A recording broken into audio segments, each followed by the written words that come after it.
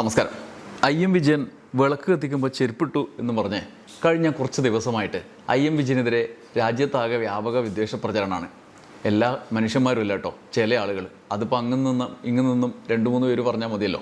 എന്തായാലും കേരളത്തിൽ ഇന്ത്യയിലെ ഫുട്ബോൾ ലോകത്തിൻ്റെ മഹാനായ കളിക്കാരൻ, മലയാളത്തിൻ്റെ സംഭാവന IM വിജയനെക്കുറിച്ച് സോഷ്യൽ മീഡിയയിൽ ചില ആളുകളൊക്കെ എഴുന്നള്ളിക്കുന്നത് കണ്ടാൽ നമ്മുടെ തലയിൽ കൈവച്ചു പോകുന്ന അവസ്ഥയാണ്. അദ്ദേഹത്തിൻ്റെ മകൻ ആരോമലിൻ്റെ കല്യാണത്തിൻ്റെ വേദിയിൽ വെച്ച് അദ്ദേഹം വിളക്കിൻ്റെ അടുത്തുകൂടി നടന്നു പോവുകയാണ്. ഈ വിളക്ക് ഒന്നാമത് അവിടെ ഈ കല്യാണത്തിൻ്റെ ചടങ്ങിന് വേണ്ടി കൊണ്ടുവച്ച വിളക്കാണ്, അല്ലാതെ അമ്പലത്തിലെ വിളക്കൊന്നുമല്ല. ആ സാഹചര്യത്തിൽ അദ്ദേഹം അതുവഴി നടന്നു പോകുമ്പം കാലിൽ ചെരുപ്പുണ്ടായിരുന്നു എന്നും പറഞ്ഞ് ഭയങ്കര ബഹളാണ്. എന്നാൽ ഈ വിജയൻ ഇട്ടതുപോലെ ഉള്ള ചെരുപ്പൂട്ടി ഇതുവഴി നടന്നുപോയ, ഈ വിളക്കിൻ്റെ ഏതോ ഭാഗത്തുകൂടി നടന്നുപോയ മറ്റാർക്കൊക്കെ എതിരെ നമ്മൾ എന്തെല്ലാം വിദ്വേഷ പ്രചരണം നടത്തുന്നുണ്ടെന്ന് ആലോചിച്ച് കഴിഞ്ഞാൽ എന്തുകൊണ്ടാണ് വിജയനെതിരെ ഇങ്ങനെ നോക്കി വെച്ചിട്ടുള്ള ആക്ഷേപവും അധിക്ഷേപവും വിദ്വേഷവും എന്ന് മനസ്സിലാക്കാൻ കഴിയുന്നതേ ഉള്ളൂ.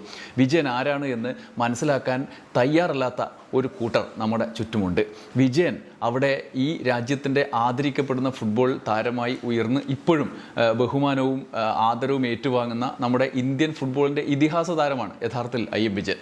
ആ വിജയനെക്കുറിച്ച് ഇങ്ങനെ പറയണമെങ്കിൽ എന്താണ് ഉള്ളിൽ വർക്കാവുന്നതെന്ന് മനസ്സിലാക്കാൻ വേറെ ദൂരെയും പോകേണ്ട ആവശ്യമൊന്നുമില്ല. അത് IM വിജയൻ ആയതുകൊണ്ടാണ് എന്നുള്ളത് തന്നെയാണ് അതിൻ്റെ പ്രധാനപ്പെട്ട കാര്യം.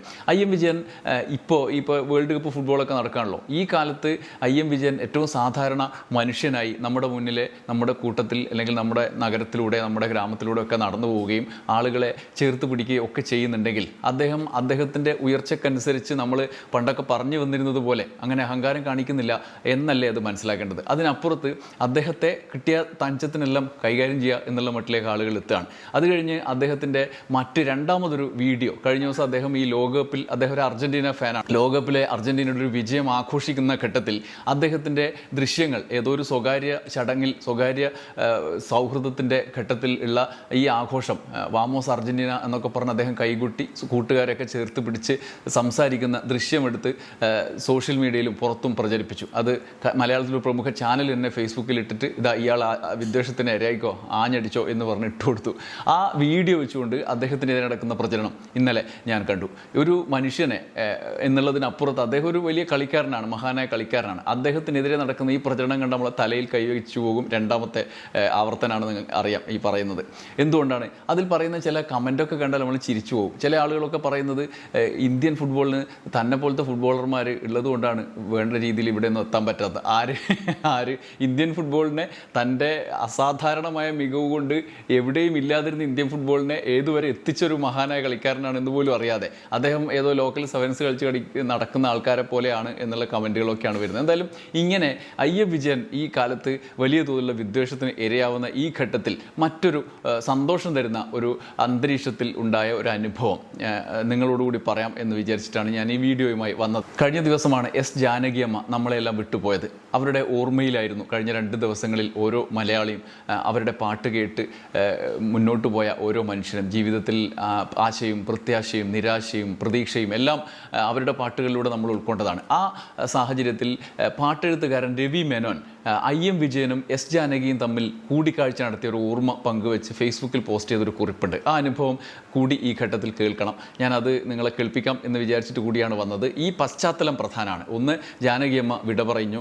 അതോടൊപ്പം തന്നെ IM വിജയനെ പോലെ ഒരാളെ ഇങ്ങനെ വിദ്വേഷ പ്രചരണത്തിൽ വട്ടം കൂടിയിരുന്ന് കൊത്തിപ്പറിക്കുന്ന കാഴ്ച കൂടി വന്ന ഘട്ടത്തിലാണ് രവി മേനോൻ ഈ കുറിപ്പ് ഫേസ്ബുക്കിലിടുന്നത്. അദ്ദേഹത്തിൻ്റെ കുറിപ്പ് ഞാൻ വായിക്കാം. പന്ത് കളി പ്രേമിയല്ല S ജാനകി എന്ന തലക്കെട്ടിലാണ്. ജീവിതത്തിൽ എന്നെങ്കിലും ഒരു ഫുട്ബോൾ മത്സരം നേരിൽ കണ്ടിട്ടുണ്ടോ എന്ന് പോലും സംശയം. അത്ഭുതമില്ല, പാട്ടിൻ്റെ മൈതാനത്ത് പിറന്നവയാണല്ലോ അവരുടെ മിന്നുന്ന ഗോളുകൾ മുഴുവൻ.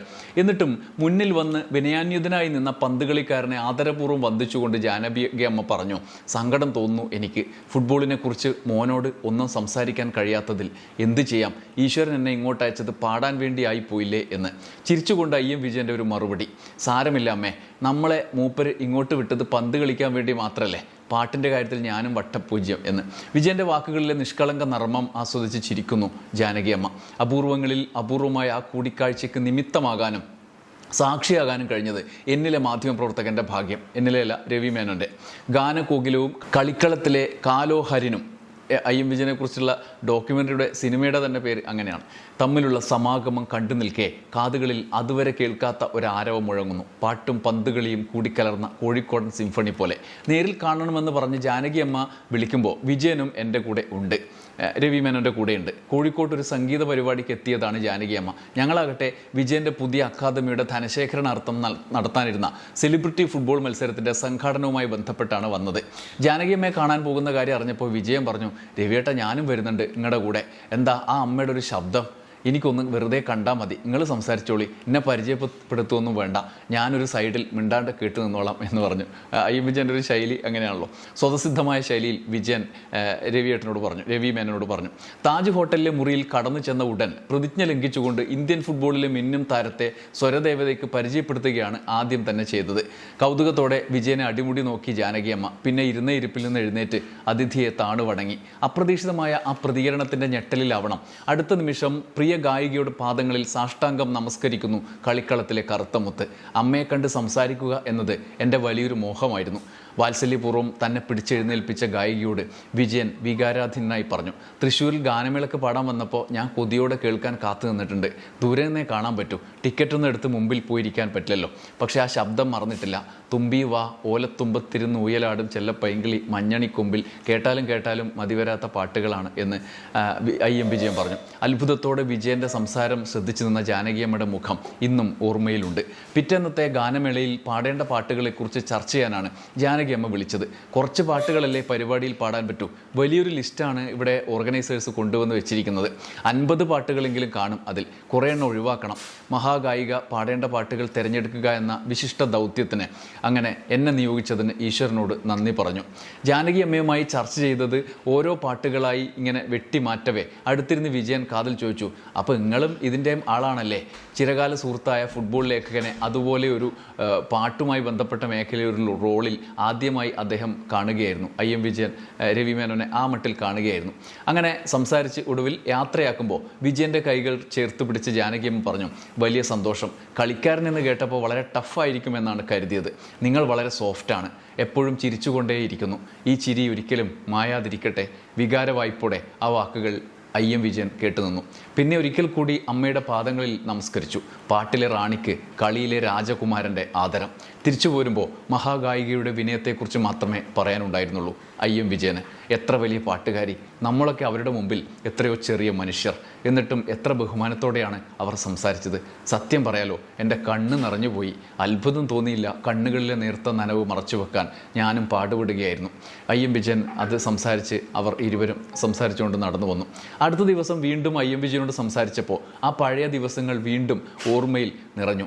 2 പതിറ്റാണ്ടുകൾ എത്ര വേഗം കടന്നുപോയി. രവിയേട്ട, ദാസേട്ടനെ നമ്മൾ ഇന്ന് കണ്ട പോലെ എൻ്റെ ജീവിതത്തിലെ വലിയ ഭാഗ്യമായിരുന്നു ജാനകിയമ്മയെ കാണാൻ പറ്റിയതും. ഒരിക്കലും മറക്കില്ല ആ ദിവസം എന്ന് വിജയൻ പറഞ്ഞു. ജാനകിയും IM വിജയനും പ്രത്യക്ഷത്തിൽ യാതൊരു ബന്ധവുമില്ലാത്ത 2 മേഖലകളിൽ തിളങ്ങി നിന്നവർ. അവരുടെ ഹൃദയങ്ങളെ ഇണക്കിച്ചേർത്തത് സംഗീതമല്ലാതെ മറ്റെന്താണ്? സ്നേഹവും വിനയവും ആ സംഗീതത്തിൻ്റെ ആധാരശ്രുതികൾ.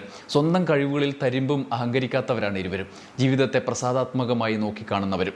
കൗതുകം തോന്നും, മറ്റൊരു ബന്ധം, ജന്മബന്ധം കൂടി അവർക്കുണ്ട്, ഇടയിലുണ്ട്. ജാനകിയമ്മ ജനിച്ചത് ഏപ്രിൽ 23, വിജയൻ ഏപ്രിൽ 25. ജന്മദിനങ്ങൾ തമ്മിൽ ഒരൊറ്റ നാളിൻ്റെ ഇടവേള മാത്രം എന്നാണ് രവി മേനോൻ എഴുതി അവസാനിപ്പിക്കുന്നത്. മഹാവ്യക്തിത്വങ്ങളെല്ലാം പരസ്പരം മനുഷ്യരെ ബഹുമാനിക്കുന്നതാണ് കാണാറുള്ളത്. അധിക്ഷേപങ്ങൾക്ക് നേതൃത്വം നൽകുന്ന ആളുകൾ, വിദ്വേഷ പ്രചാരകർ തോൽക്കും.